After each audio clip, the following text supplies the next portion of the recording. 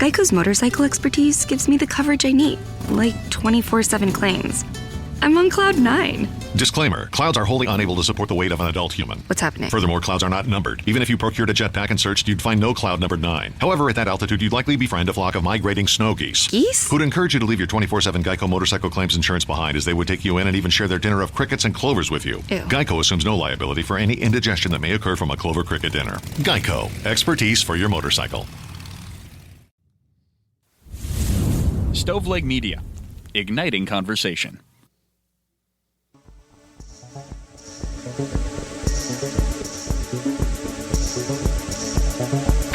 Welcome to True Crime to Go. What can I get for you? Hey, pardon me. No, like, pardon me as in, like, I'm going to do something bad, but, like, don't hold me accountable for it and just let me go. Pull up to the second window and we'll see you next crime. Welcome to True Crime to Go. I am John, here with Jamie. How you doing, man? The English language is stupid. The fact that pardon means that many things. We have several different kinds of bats.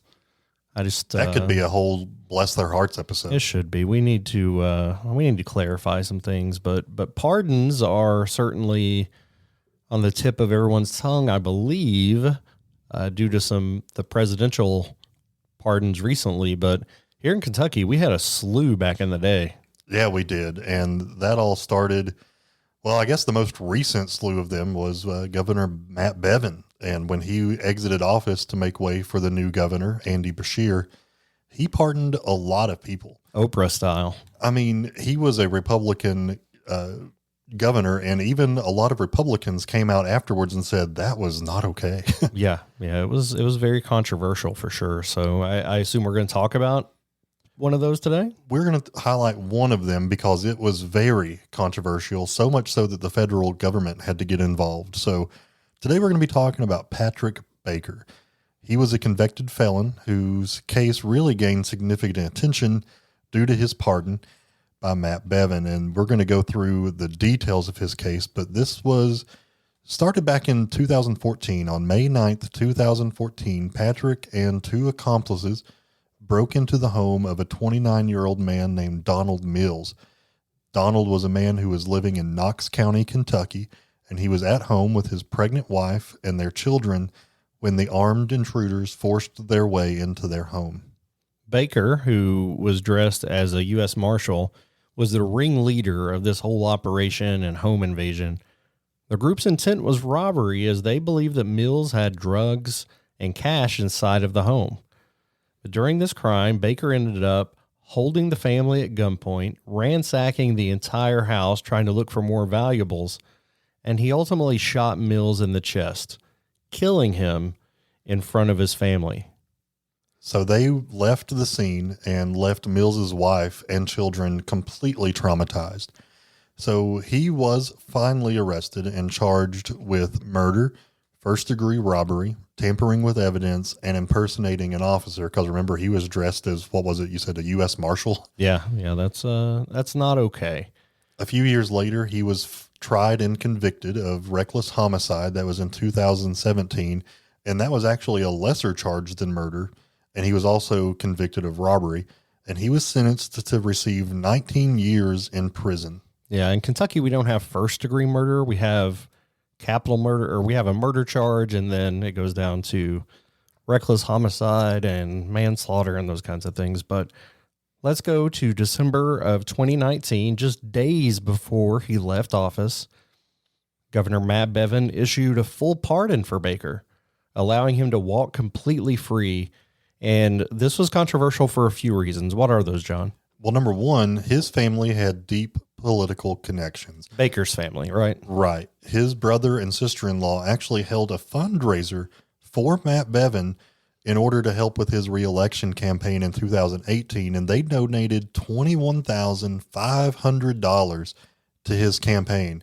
Can you see maybe a conflict of interest there? A big $21,000 one for sure.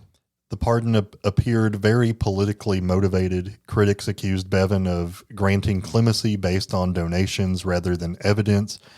Baker was the only one pardoned in the case. So you remember he had two accomplices. They did not get pardoned. and his co-defendants remain convicted and incarcerated. Yeah, how do you let the ringleader out, but not the lesser members, not the ones that didn't pull the trigger?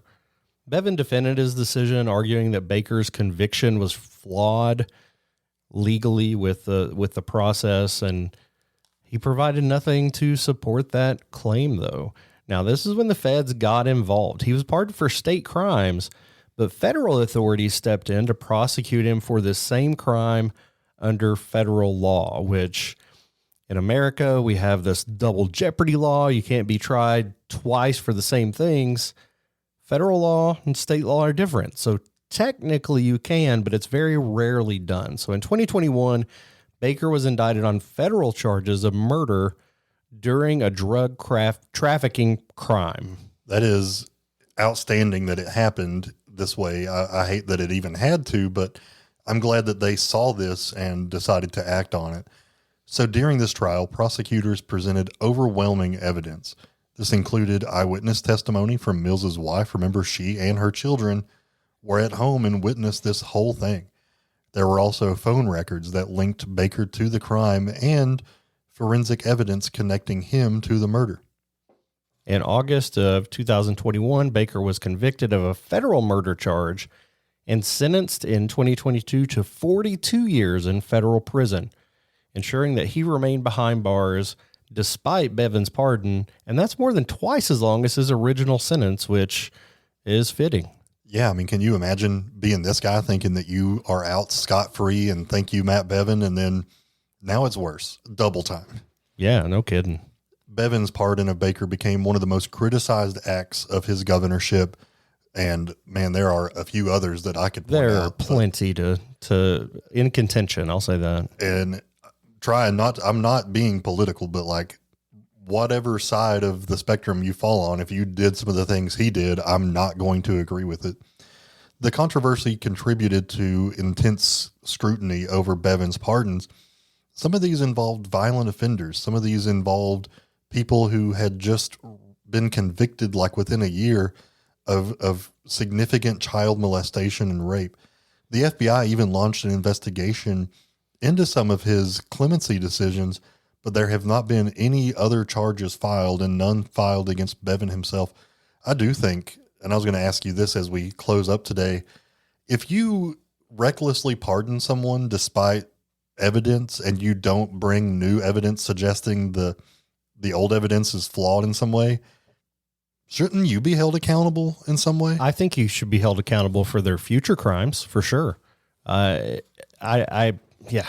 I mean, if they go back on trial and are convicted, I don't know that. I don't like the fact that we're pardoning people, which means they had no other way to get out. So you're just saying, you can get out. Like, that seems kind of antithetical to our justice system anyway. To know everything that's involved in the legal steps to get to that conviction, it is a slap in the face to every step along the way.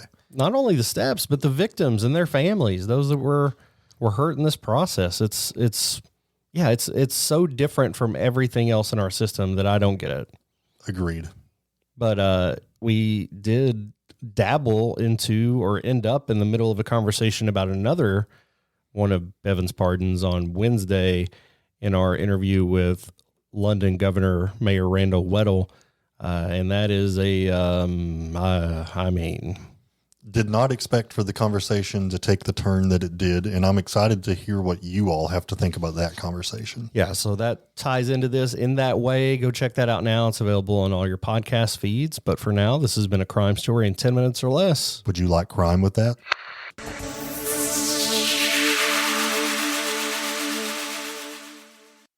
You've listened to True Crimecast, distributed by Stoveleg Media. Check out stoveleg.com to find out more about your hosts and to find other podcasts to listen to. Stoveleg Media, igniting conversation.